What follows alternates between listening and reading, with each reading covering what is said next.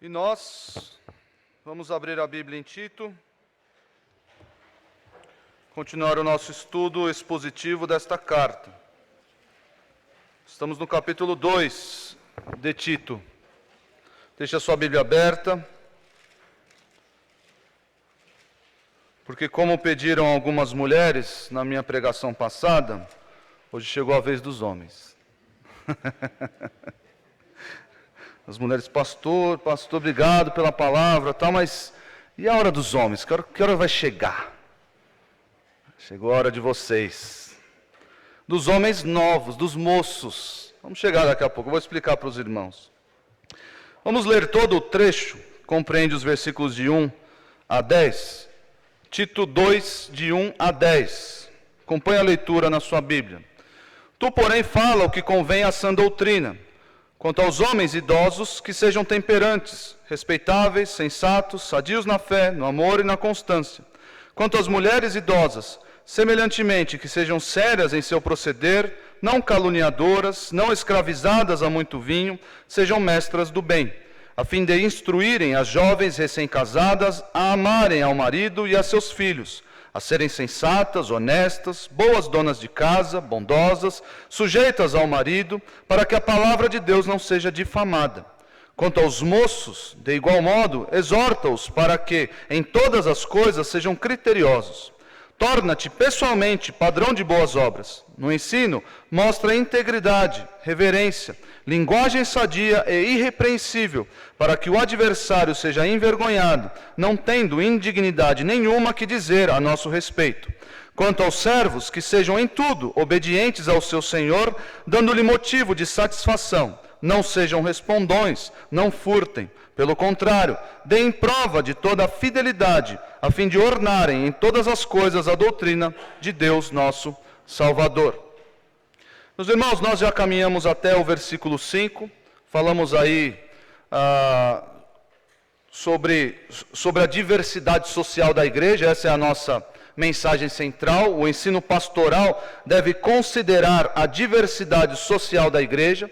Nós já falamos, o texto já falou, a homens idosos. Esses homens idosos são aqueles acima aí dos 50 ou 60 anos. Então, se você já está, passou dos 50, já passou dos 50, Júlio? Então, você já é um homem idoso, segundo a palavra. Já falamos, o texto já falou as mulheres idosas, que não são mulheres acima dos 50, mas são mulheres que já terminaram a sua fase reprodutiva.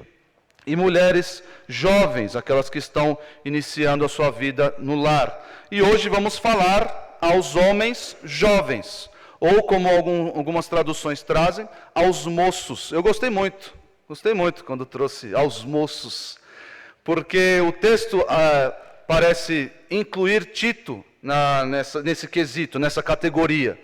E Tito era um pastor jovem, tinha mais ou menos a minha idade. Então eu gostei do moço. Eu tenho o costume de chamar todo mundo de garoto, seja novo, seja velho, e agora eu me senti bem quando eu chamo alguém de garoto. Geralmente os velhos, os idosos agradecem, obrigado pelo garoto, né? E hoje eu agradeci ao texto porque eu estou incluído aí nos moços. Pastor Thomas está ali, está quase lá, mas ainda é moço.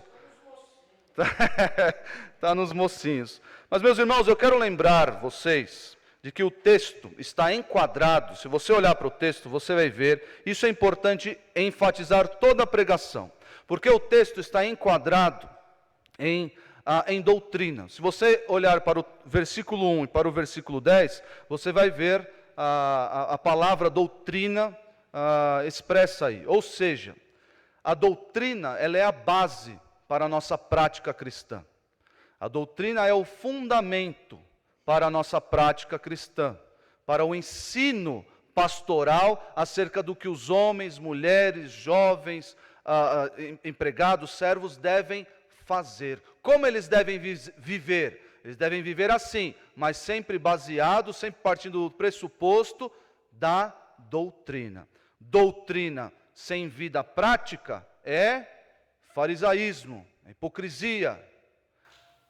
Vida prática sem doutrina é legalismo, é vazio, advém de um conhecimento inexistente de Deus.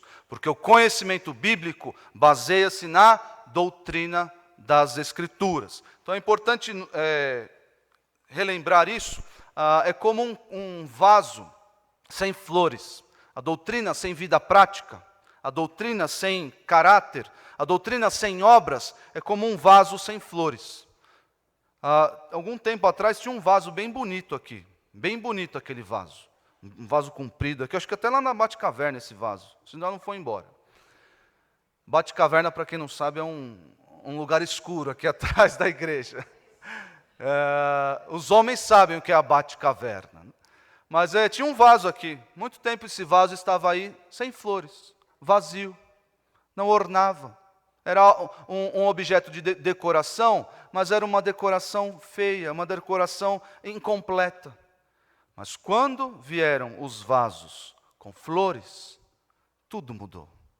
O ambiente mudou, o visual mudou. Assim é com a nossa vida. Quando nós, em posse da doutrina, quando nós, sabedores da doutrina bíblica, não praticamos, não mostramos, não ornamentamos a nossa vida com boas obras, somos vasos ocos, feios, que não servem para decoração do cristianismo, não servem para embelezar a igreja.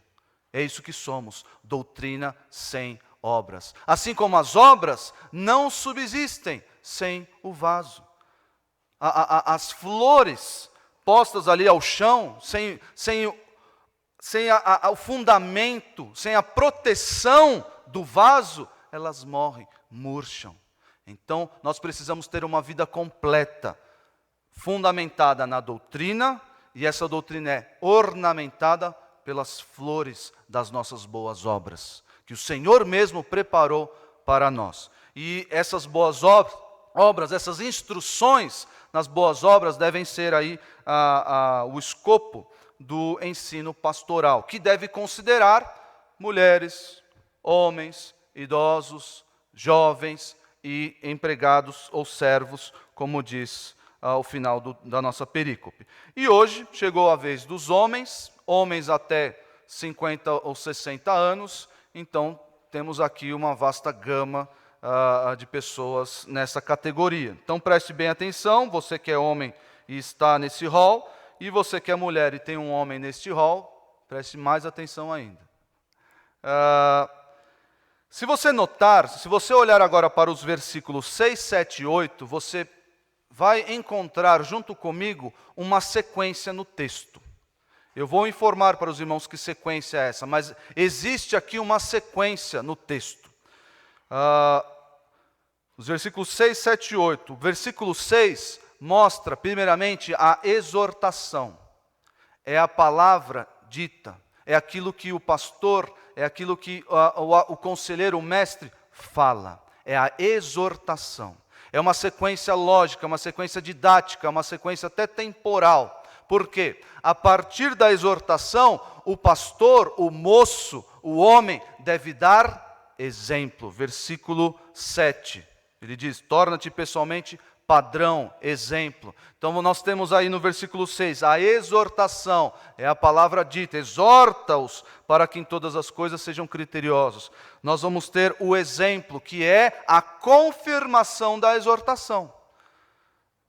Mais uma vez, já disse para os irmãos, se houver exortação que não for corroborada com exemplo, o que é isso?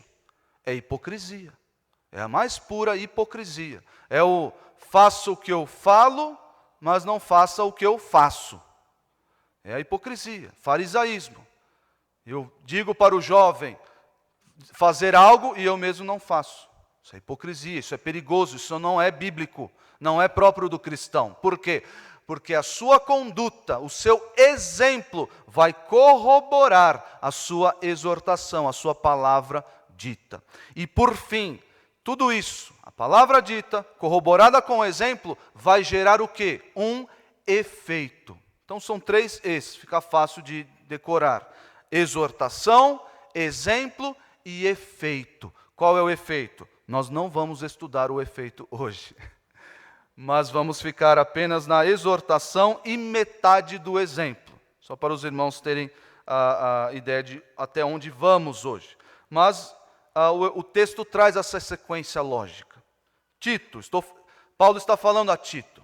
Tito, você quando for ensinar os moços, você exorta-os nesse seguinte sentido, nesses termos, você diz isso, isso, isso.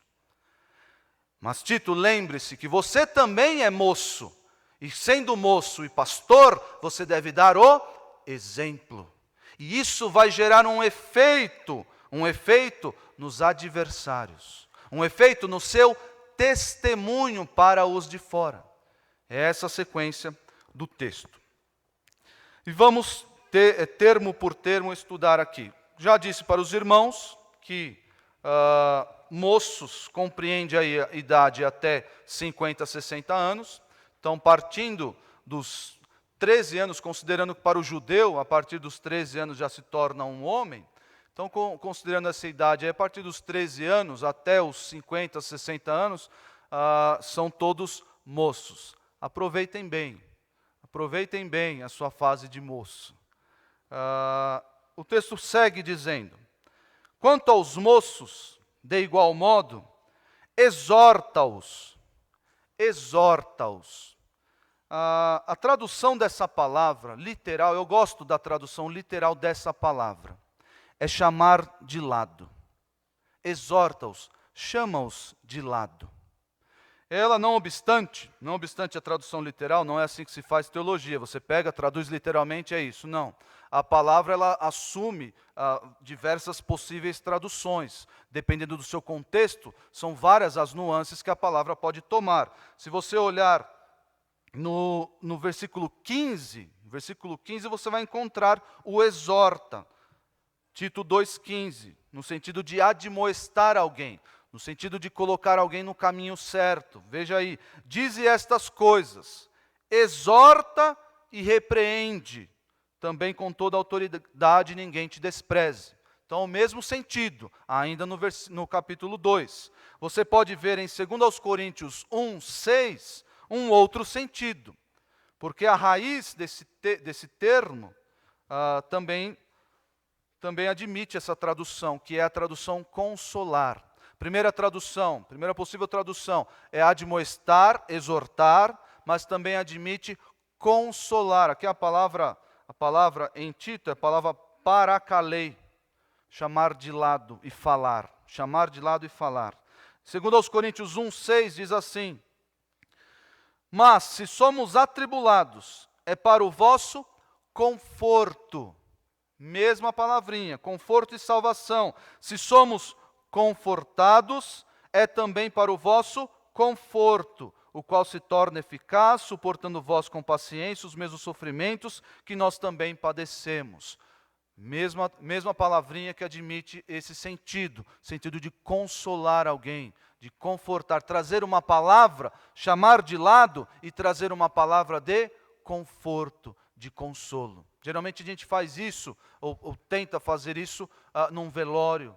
Quando alguém está enlutado, você chama a pessoa de lado e leva a ela uma palavra de conforto, consolo. Em Tito 1,9 temos outro sentido, ainda em Tito. Tito 1,9 no sentido de encorajar, trazer ânimo para alguém que está desanimado.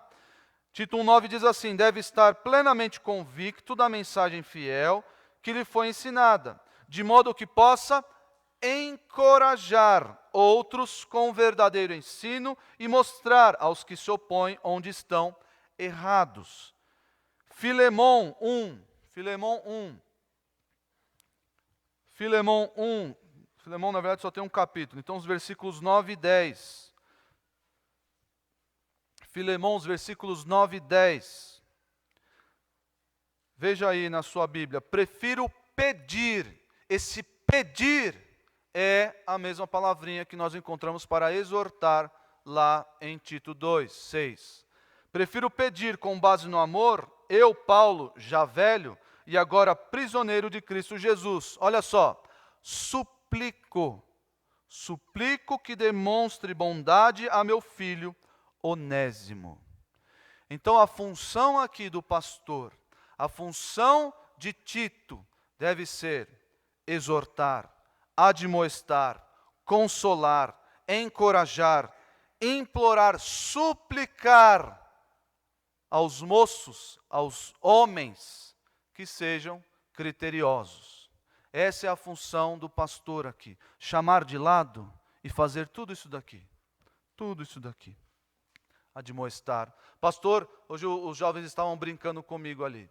Que eu cheguei, subi pela manhã, subi aqui a escada, encontrei um rapazinho com o celular na mão, devia estar jogando, era um adolescente, e eu disse, sai do celular, rapaz, vai conversar com seus irmãos. Aí o Mateus, acho que o Mateus não está aqui, disse, ó, o pastor já chega dando bronca. Eu falei, o cajado do pastor serve para buscar a ovelha perdida, mas também serve para dar um safanão na ovelha que está se perdendo. Serve para acordar a ovelha. E essa é a função de Tito aqui. A palavra, ela tem esse escopo abrangente justamente para isso. Ó. Tito, você deve chamar de lado as pessoas para exortar. Ninguém gosta de ser exortado. Ninguém gosta. Ó, aquilo que você está fazendo, pare de fazer. Aquela conduta que você está tomando, pare. É pecado. Tome outro rumo. Não faça mais isso. É chamar de lado para também, irmão, eu quero te dar uma palavra de consolo, uma palavra de ânimo, de encorajamento. É o cajado servindo para as duas funções. Irmão, eu te imploro, eu te suplico, abandone esse pecado. Abandone esse pecado. Essa é a função que o pastor deve ter. Especialmente com relação aos moços. E os moços devem copiar este exemplo. Afinal de contas, Tito servirá de exemplo, serve de exemplo para todos os homens aqui. Todos. Não só o pastor deve fazer essas coisas como obrigação, mas todos devem fazer também como obrigação. Porque devem copiar o seu pastor, devem copiar o que o texto bíblico diz. Chamar de lado, conversar. É por isso, meus irmãos, que nós não podemos, e eu enfatizo aqui novamente enfatizo aqui, nós não podemos ser aqueles crentes que ninguém sabe o nome. Você vem, chega na hora do culto, próximo na hora do culto, o pastor disse amém, não fica nem para a hora dos avisos. Tem a hora dos avisos aqui, o pastor Nicolas geralmente dá os avisos, faz os aniversariantes de manhã, nós oramos, a pessoa já sumiu. Quem é? Aí o pastor Nicolas vai nos aniversariantes. Quem é essa pessoa? E aí ninguém sabe quem é. Esse crente, meus irmãos, não pode existir. Porque nós temos essa responsabilidade uns para com os outros. Eu preciso saber onde o meu irmão está errando. Eu preciso saber onde o meu irmão está faltando. Eu preciso saber se o meu irmão está triste, está enlutado. Eu preciso saber essas coisas. E para saber isso, eu preciso me envolver na vida dos meus irmãos. Não existe aquele relacionamento superficial. Não existe isso dentro da igreja de Deus, meus queridos. Você deve se envolver com os seus irmãos. E para isso, você deve se dispor a ser vulnerável. Não adianta você chegar aqui, ficar, como o pastor Nicolas disse hoje de manhã, eu vi na classe de novos membros, aquela pessoa emburrada, as pessoas chegam junto, aquela pessoa chata, que ninguém suporta, aí depois sai da igreja acusando os irmãos, lá ninguém me recebeu bem. Se você é insuportável, se você não se abre, se você não abre a porta da sua vida, da sua casa para os irmãos, como você quer ser exortado, consolado, admoestado, instruído? Nós precisamos nos envolver. Nós temos aqui esse aprisco de quase 200 membros. Não estou falando que você precisa ter envolvimento com os 200 que estão aqui. Mas escolha alguns aí. Chame-os para a sua vida. Se torne vulnerável para alguns que são sábios, que estão hábeis a te exortar, te aconselhar. E seja alguém preparado para fazer o mesmo. Não seja aquele crente sanguessuga. Eu só quero aprender, e os irmãos aqui, e você não entrega nada. Por quê? Porque é carente de conhecimento bíblico, não estuda a Bíblia durante a semana, está aí só quero ouvir. Não, você também deve estar preparado para ensinar. Nós passamos agora por alguns versículos onde as mulheres idosas deveriam ensinar as jovens recém-casadas. Responsabilidade bíblica que pesa sobre os ombros das irmãs. E assim funciona a igreja de Deus. Mas muito bem, essa é a função do pastor, chamar de lado, que é a função de todos aqui. Mas qual é o fim? Qual é o fim?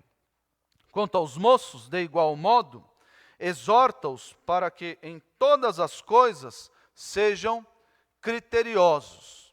Sejam criteriosos. Eu não gostei desta tradução. Não gostei dessa tradução, sejam criteriosos. Por quê? Porque criteriosos parece que é alguém que está escolhendo algo, tá? Vamos ver aqui, tenho que ter esse ou aquele critério. Parece um jovem, parece uma jovem que está escolhendo um namorado. Sejam criteriosos. Aí tem uma lista lá de 25 critérios para ser meu namorado. Aí o jovem lá, responda ao questionário, 38 questões para ser minha namorada. Esse aí é bem criterioso, não é? É bem criterioso. Oxa, complicado. Então eu não gostei dessa tradução. Por quê? Porque essa palavra já apareceu no capítulo 2, já apareceu no capítulo 1 de outra forma, com outra tradução. Vejam só, versículo 8 do primeiro capítulo, Tito 1:8, está dizendo as qualificações do pastor, as atribuições do pastor. Antes, hospitaleiro, amigo do bem, sóbrio. Sóbrio é a tradução para essa palavra aqui. Sofronem, como está escrito lá no versículo 6.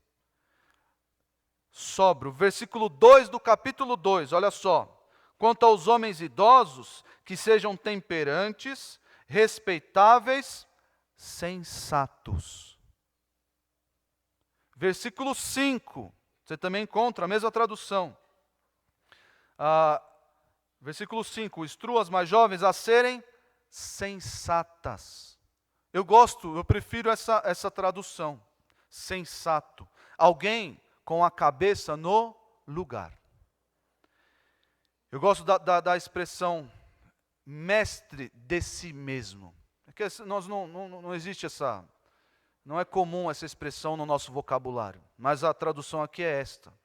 Mestre, alguém que é mestre de si mesmo. Ensina aos homens a serem mestres de si mesmos. Como assim, pastor? Eles não podem ser dominados por vícios. Eles não podem ser dominados por impulsos. São mestres de si mesmos. São homens equilibrados. São homens disciplinados. Ensina, Tito, exorta os mais jovens, exorta os homens a serem sensatos, a serem mestres de si mesmos. Vejam Marcos 5,15. Marcos 5,15. Essa tradução aqui acertou na mosca.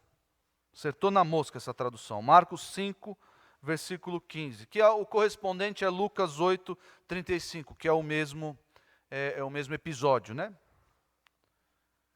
Marcos 5,15 diz assim: indo ter com Jesus, viram o endemoniado, o que tivera a legião, assentado, vestido em perfeito juízo.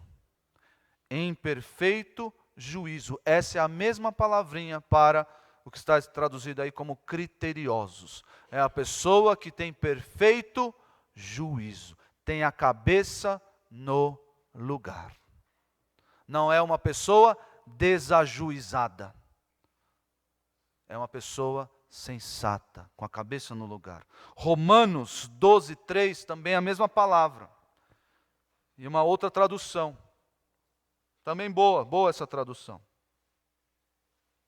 Romanos 12:3.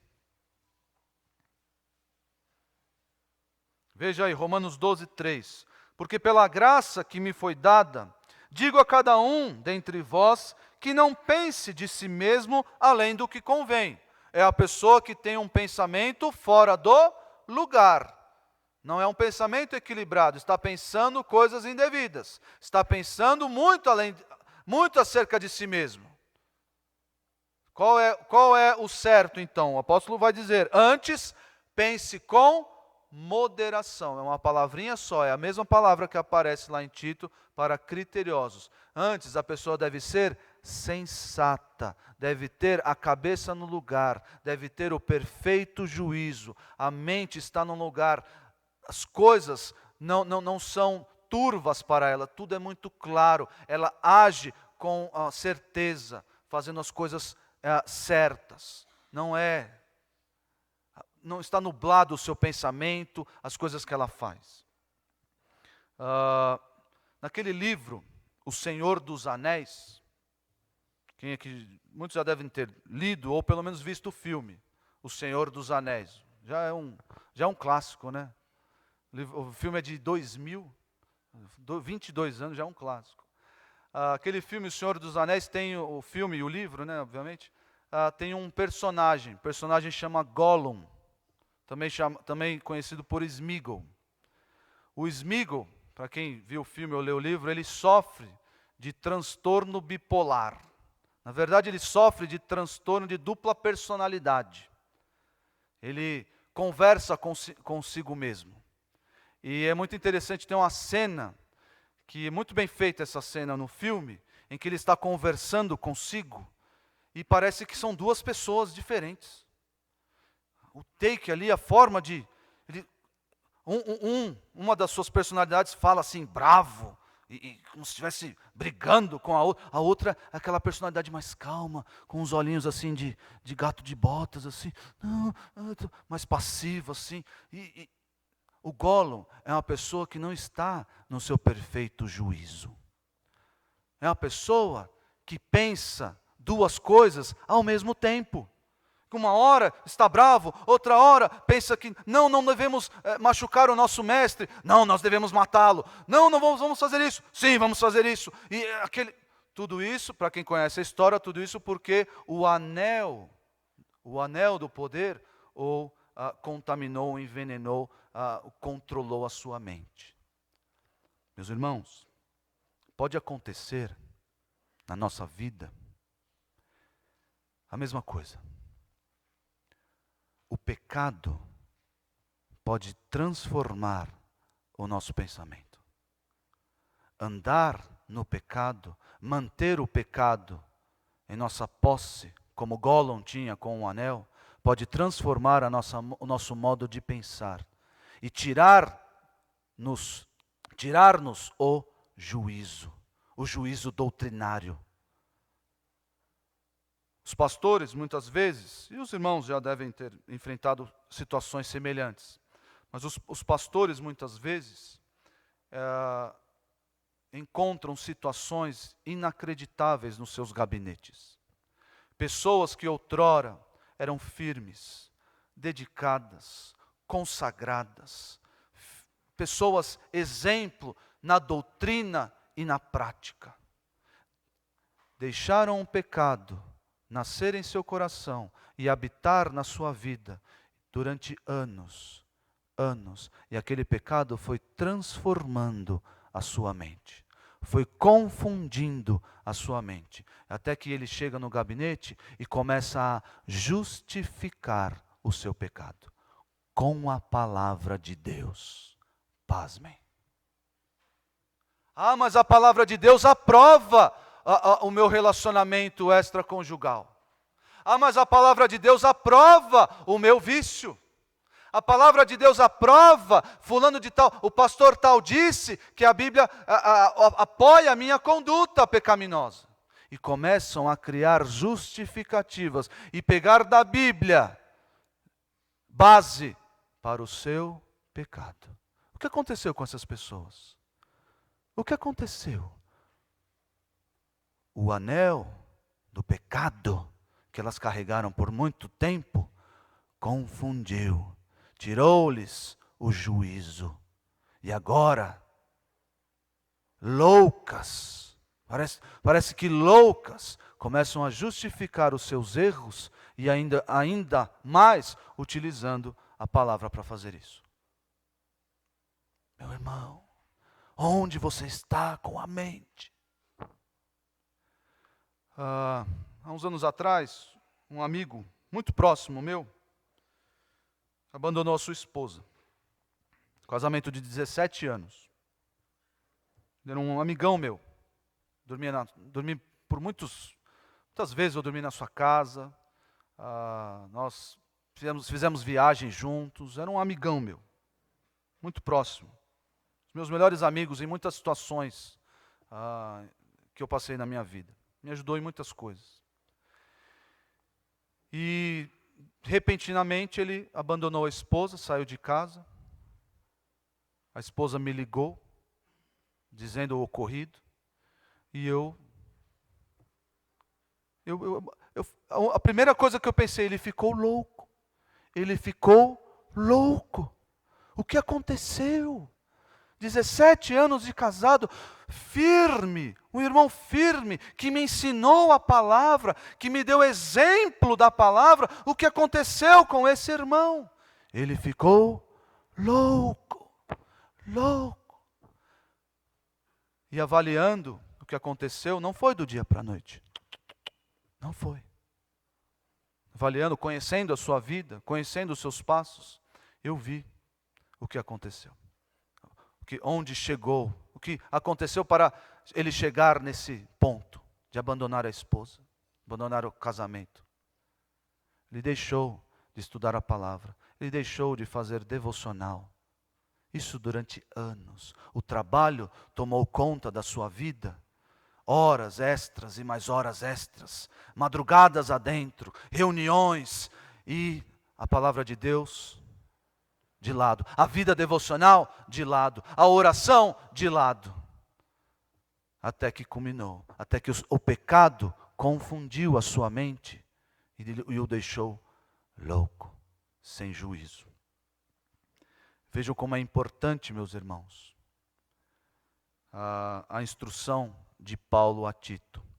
Nós, os pastores, devemos exortar os irmãos para que tenham a mente no lugar, para que sejam mestres de si mesmos, para que o pecado não se torne mestre de vocês, como o anel se tornou mestre de Gollum e fez ele perder o juízo.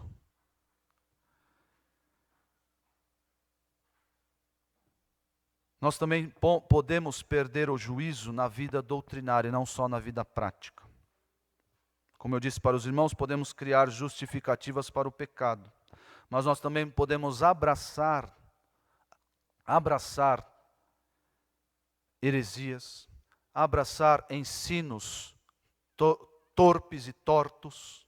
Nós podemos abraçar se o nosso juízo não estiver no lugar, se não formos sensatos. Poderemos abraçar falta de ordem e decência no culto. Quando olhamos para aí fora, em algumas igrejas, o que vemos? Qual é a impressão que dá? Que é um bando de loucos que se reuniram naquele lugar. Falta ordem, falta decência no culto. Ninguém entende nada. Pessoas imitando bichos no culto a Deus. Falta sensatez doutrinária, porque ficaram loucos e abraçaram essas ideias. Isso aí é manifestação do Espírito Santo. Olha lá, irmã, caindo, grunhindo. Olha aqui, isso é o Espírito. Ninguém pode falar nada, porque isso é manifestação do Espírito. Olha, isso, perderam a sensatez doutrinária. Perderam o juízo doutrinário. Por quê?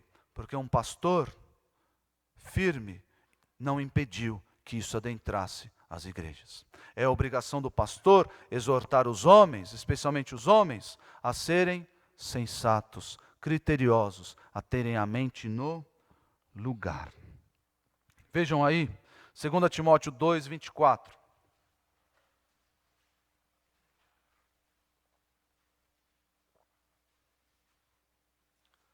2 Timóteo 2:24. Ainda falando aos pastores.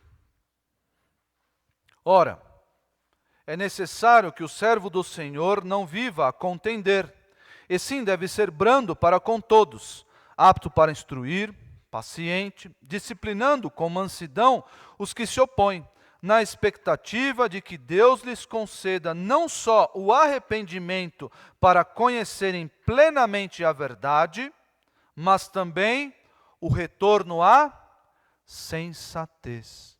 É isso que o pecado faz conosco. O pecado nos deixa insensatos. O pecado nos impede de pensar claramente. Por isso, meus irmãos, nós devemos ter muito cuidado com qualquer pecado na nossa vida.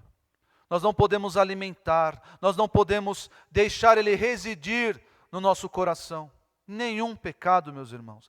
Esse é o meu jeito, eu sou assim mesmo. Não faça isso, porque o pecado vai tirar o seu juízo. E aqui o pastor é instruído a disciplinar as pessoas que estão em falta, as pessoas que estão em erro, em pecado, para que eles se arrependam e conheçam a verdade e retornem à sensatez, a pensar de modo correto, a pensar com a cabeça no lugar. E o texto prossegue, livrando-se eles do laço do diabo, tendo sido feitos cativos por ele para cumprirem a sua vontade. Se os homens dessa igreja não forem sensatos, criteriosos, o diabo vai laçá-los, vai fazê-los cativos, e vocês vão perder a mente, vocês vão perder o juízo. E a família vai para o buraco, a igreja vai sofrer, todos ao seu redor vão sofrer. Por quê? Porque você deixou um pecado entrar na sua vida. Porque você não foi sensato. Porque você não foi mestre de si mesmo. Meus irmãos, eu quero fazer um pequeno parênteses aqui para alertá-los de um perigo. Existe um perigo nas igrejas, especialmente os jovens, os moços. Jovens, não os jovens do Darache, mas os moços da minha idade do pastor Thomas, os moços. O que tem acontecido é um movimento de virtualização da igreja.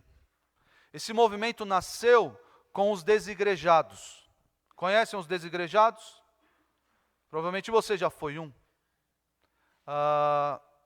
Os desigrejados, nutrindo muitas vezes os desigrejados do mal, porque tem os desigrejados do bem, né? Os desigrejados que abandonaram as suas igrejas, a igreja é um monte de hipócritas, a igreja é um monte de gente que tudo pecador, um monte de desculpa para ficar em casa assistindo o sermão online.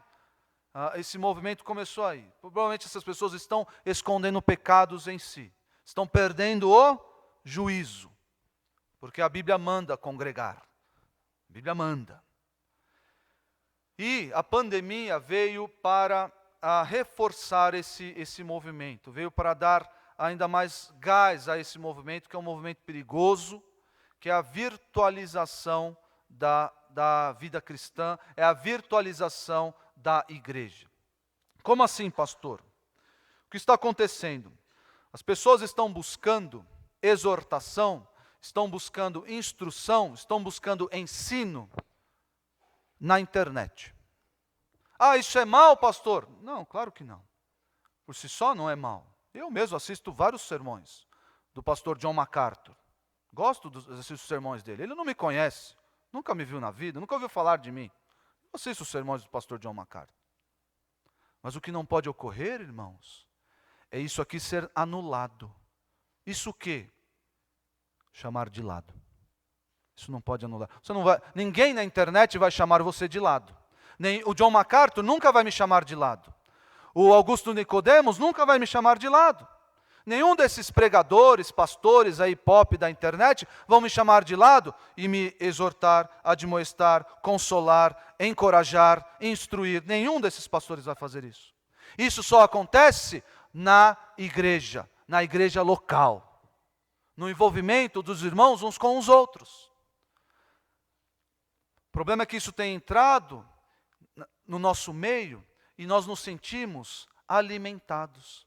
Eu compartilhei lá o sermão, compartilhei lá a frase de efeito de tal pregador. Hoje eu comi lá o pão diário. Antigamente tinha um pão diário, né? Agora o pão diário está espalhado na internet. Eu já fiz aqui a minha devocional no pão diário. Hoje eu estou alimentado e achamos que está tudo bem. Não. É bom, essas coisas são boas. São boas. Pode continuar consumindo. Mas o prato principal, a feijoada, aquela carne suculenta, o churrasco da vida cristã, aquilo que alimenta, aquilo que dá nutrição, está aqui, está no nosso meio. É um irmão que você vê e você descobre que aquele irmão passou pelo mesmo problema que você está passando. É aquele irmão que o jovem descobre, que o jovem sabe, que teve problemas com pornografia e pôde vencer. É o irmão que vai ajudar a carregar você durante a tribulação. É o irmão que sabe o seu problema, conhece o seu pecado e vai te chamar de lado com mansidão, amor e dizer: irmão, eu te suplico, abandone essa conduta. Não é o pregador de internet, não é a frasezinha de efeito, não, isso não vai fazer essas coisas. Isso pode nutrir a certo ponto, mas nós vamos crescer verdadeiramente se isso for frequente em nosso meio. A admoestação, o consolo, a instrução, o encorajamento, o suplicar, o implorar. Eu preciso conhecer vocês. Vocês precisam conhecer a mim. Nós precisamos saber da vida uns dos outros, porque isso é vida cristã, é o caráter pessoal dessa instrução que Paulo está dando aqui. A internet não vai suprir essas coisas. Não vai. Seja vulnerável para os seus irmãos. Às vezes eu vejo algumas pessoas, aqui vou uma dica prática, para os homens principalmente. As mulheres funcionam de um jeito diferente. Então, como eu estou falando a homens hoje, então vai uma dica para os homens. Eu vejo alguns, especialmente os homens que estão chegando, os visitantes. Uma dica para vocês. Você quer quebrar aquela barreira, quebrar o gelo? Homem tem mais facilidade para isso, né? Vá no futebol. Vá no futebol. Mas eu não sei jogar bola, pastor. Vá no futebol, nem que seja para torcer. Todo mundo vai saber o seu nome, todo mundo vai saber que você é perna de pau, todo mundo vai brincar com você. Tá lá, vá no futebol. Outra dica. Pastor, o Mauro está aqui acenando, eu não jogo futebol, de jeito nenhum, não vou no futebol. Sabe o que você pode fazer? Venha no remar. Venha no remar. Nós temos um momento de oração ali, nós vamos saber o seu nome, saber os seus pedidos de oração. Nós vamos conhecer você. Quer mais uma dica? Anota aí, hein? No final do culto, na hora do cafezinho, não fica lá com a sua esposa. Sua esposa você já passa a semana inteira. Semana inteira você fica com ela lá. Não fica lá do lado dela assim, olhando assim por cima. Vê uma rodinha de homens, encosta lá. Fica lá orbitando, encosta lá. Ninguém vai falar: meu, sai daqui, vamos mudar de assunto que o assunto chegou. Não. Ninguém vai falar: você é novo, você não é assunto ainda. Você é novo, você está chegando agora. Então, vi uma rodinha lá, vi dois irmãos, 3 irmãos ali conversando, chega junto, participa. E aí você vai se inteirando, nós vamos conhecendo você vai conhecendo os irmãos. Não precisa ter medo, ninguém morde aqui. Faça isso. As mulheres, se quiserem aproveitar as dicas, tudo bem. Eu sei que mulher tem Ela está com o mesmo vestido que o meu. Mas a minha paleta de cores não combina com a dela, então eu não vou ali naquela rodinha, porque não vai dar certo. Eu não gosto de cabelo. Não. Mas podem aproveitar as dicas também. Só não vai no futebol. Mas, meus irmãos, isso tudo faz parte da dinâmica da igreja. Nós não podemos virtualizar a nossa vida cristã. Isso não pode acontecer. Achando que as migalhas que nós comemos nos sermões de internet, nos estudos, nas frases de efeito, nos stories, esse mundaréu aí de internet, achar que isso aí nos alimenta. Sabe o que nos alimenta? É um WhatsApp. Irmão, ora por mim. É um WhatsApp lá no Ore por Mim, sabendo que tem um monte de gente orando por você. E um monte de gente que você conhece. Que você vê todos os domingos e às vezes às quartas-feiras.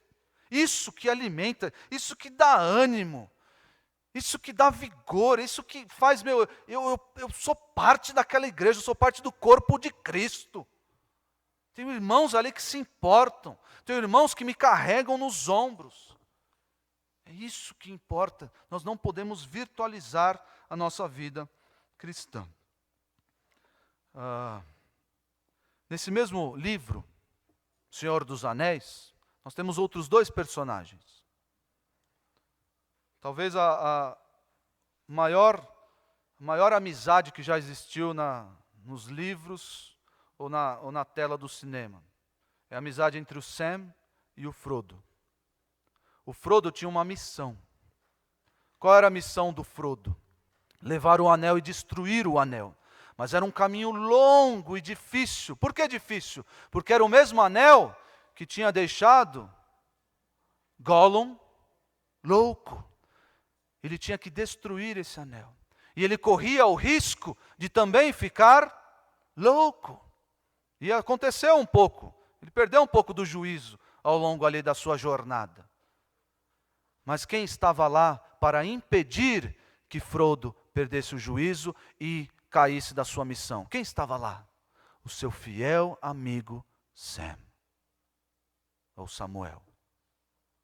Nós devemos ser Frodos e Sams aqui na igreja.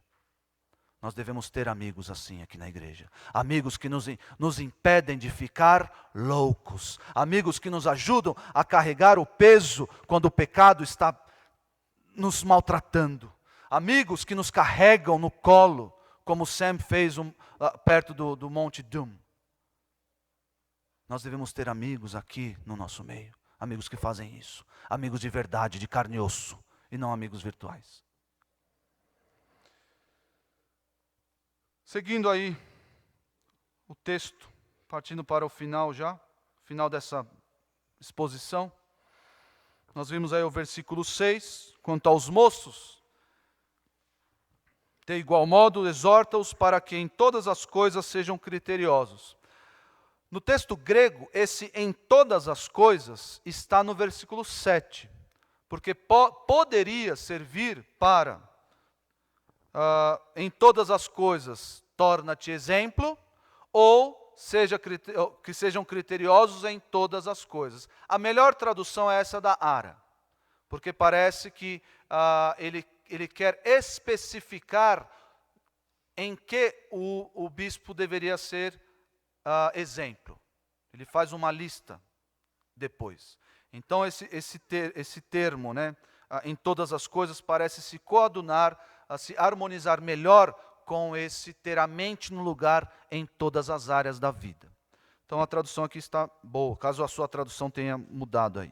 Versículo 7. Torna-te pessoalmente padrão de boas obras. E vamos até aqui hoje. Torna-te pessoalmente padrão de boas obras. Existe aqui uma ênfase muito grande, e os pastores devem notar essa ênfase e cobrar isso de suas vidas, porque o pastor deve ser exemplo dos irmãos. Os pastores dessa igreja devem ter cuidado quadruplicado com a sua postura, com o seu caráter, porque eles devem ser, pessoalmente, exemplo para os irmãos. E aqui a palavra exemplo, padrão, modelo, dá a ideia de uma forja, algo que foi forjado através da repetição. Imediatamente vem à minha mente a ideia da espada. Já viram nos filmes ou em documentários sendo feita a espada, aqueles artífices fazendo a espada, batendo várias vezes no metal quente. O que eles estão fazendo? Eles dobram o metal e batem para que a liga metálica seja bem temperada. Ela não pode ser muito dura, porque senão ela quebra. Mas ela deve ser bem temperada, numa liga de ferro e carbono. Então aquilo ajuda aquele movimento de repetição, batendo, esquentando, esfriando, batendo, ajuda a temperar, livrar essa liga de impurezas, até do oxigênio. O pastor deve ser esse padrão, o padrão forjado, como uma espada é forjada, como uma katana, o kataná, a espada japonesa famosa, é forjada. Quase que inquebrável, batendo ali, batendo. O caráter do pastor deve ser um caráter irreprochável, um caráter irrepreensível. Um padrão. Esse mesmo termo é utilizado, é interessante notar, é utilizado para as marcas nas mãos de Jesus. As marcas que ficaram na mão de Jesus é o mesmo termo utilizado aqui para padrão. Quando os soldados fixaram, batendo os pregos nas mãos de Jesus, aquilo deixou uma marca que nós veremos um dia. Que Tomé viu e os apóstolos viram, e nós veremos um dia. O caráter do pastor deve ser forjado da mesma forma. Algo que as pessoas podem ver, provar. É notável o caráter desse homem. Ele deve se tornar padrão, forjado como que pelo fogo na repetição. Vejam isso, lá em Filipenses 3,17. O pastor deve ser uma espada bonita, forte, firme, afiada, para cortar bem a palavra. Como diz o texto 2 Timóteo 2. Filipenses 3,17. Irmãos, sigam unidos o meu exemplo e observem os que vivem de acordo com o padrão que lhes apresentamos. Meus irmãos, pesa sobre nós, os pastores, uma responsabilidade gigantesca, que é nos tornar padrão, modelo, exemplo para os irmãos. E pesa sobre os irmãos uma responsabilidade também, que é de nos imitar. Os irmãos devem nos imitar. Os irmãos não devem imitar o pregador desconhecido da internet. Eu vejo algumas pessoas escrevendo lá, grande homem de Deus. Deve conhecer, né, a pessoa. Grande homem de Deus, um exemplo. As pessoas, será que conhece? Porque só conhecendo o caráter, só conhecendo pessoalmente, é que nós podemos afirmar, este é um grande homem de Deus. É só conhecendo o pastor Nicolas que eu posso afirmar, ele é um grande homem de Deus e eu devo imitá-lo. Só conhecendo o pastor Thomas, sabendo como ele fala, como ele age, o que ele faz, é que eu posso dizer, é um grande homem de Deus. Só conhecendo o pastor Robson, o pastor Marcos, pessoalmente, sabendo como eles reagem, o que eles dizem, como é no convívio, como esses homens são em sua casa, como é a sua família, é que eu posso dizer, grande homem de Deus, eu vou imitá-lo. Porque é fácil imitar o homem de internet, o pregador de internet. É fácil. Porque na internet só existe metade da verdade. Na internet ninguém é provado. Ninguém é provado na internet. Ah, fulano de tal. Vem aqui aprender como criar os filhos. Eu não conheço os filhos dessa pessoa. Eu não conheço quem são. Qual é o seu vocabulário? Qual é a sua firmeza doutrinária e bíblica? Não conheço. Mas eu conheço as irmãs que estão aqui. Eu posso copiá-las. Porque eu vejo os seus filhos aqui. São exemplos. Então eu quero copiar. Os jovens devem procurar pessoas aqui que são exemplos e copiá-las. E, sobretudo, copiar os pastores. 1 Timóteo 4,12. Texto conhecido. Texto conhecido. 1 Timóteo 4,12. Ninguém despreze a tua mocidade. Pelo contrário, torna-te padrão dos fiéis. Torna-te padrão dos fiéis. Na palavra, no procedimento, no amor e na fé e na pureza. Isso tudo eu posso averiguar, eu posso atestar com os meus próprios olhos no convívio da igreja local. Eu posso ver, eu conheço, eu vou na casa do pastor Nicolas, eu vou na casa do pastor Thomas, eu sei como é que é a sua casa, eu sei como é que funciona, eu sei quem são os seus filhos, eu sei como ele trata a esposa, eu vejo, com esses olhos aqui, Quando eu tinha 14 anos, eu não sabia direito o que era ser pastor. Mas nasceu no meu coração um desejo de ser pastor. Mas nasceu a partir do exemplo do pastor Marcos Granconato. Eu disse no meu coração, eu quero ser como ele. Não só no ofício de pastor, mas eu quero ser como ele em tudo. Em tudo. Como o texto diz aqui. Torna-te pessoalmente padrão de boas obras. Eu posso ver esses homens fazendo boas obras. Eu posso ver esses homens acudindo os necessitados. Eu vejo esses homens exortando os faltosos. Eu vejo esses homens encorajando os desanimados. Eu vejo esses homens suplicando santidade na igreja. Eu vejo tudo isso. Então eu devo copiá-los.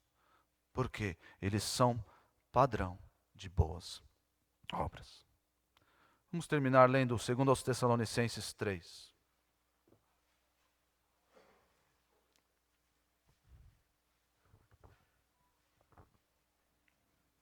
Segundo aos Tessalonicenses 3, versículo 6.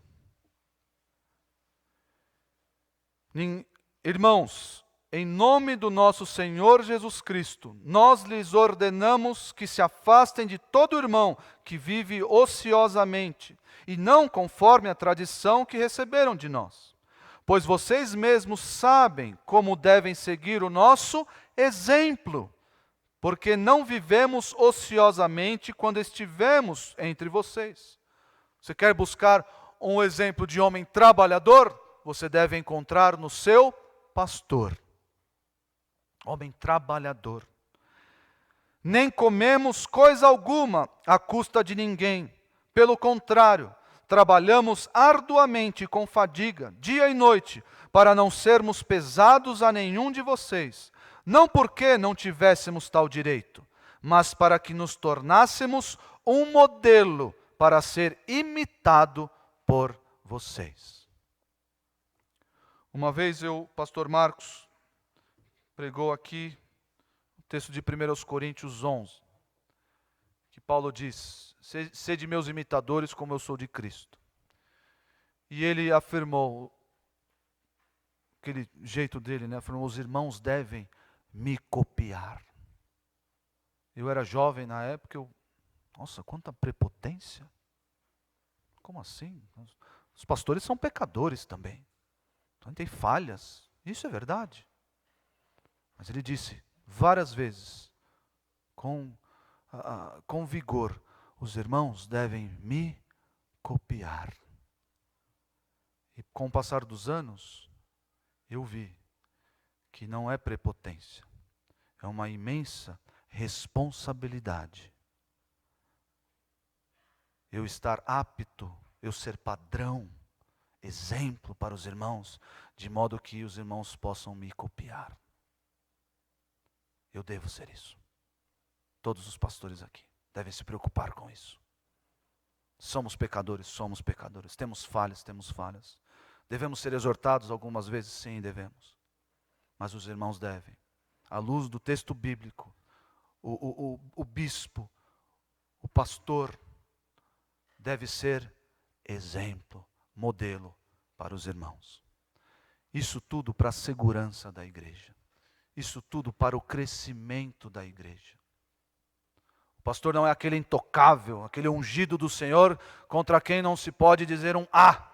Não, não é esse.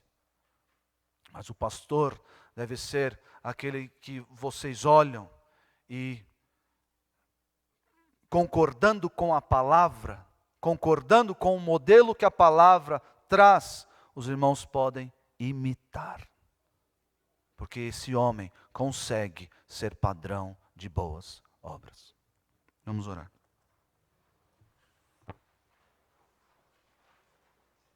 Senhor Deus,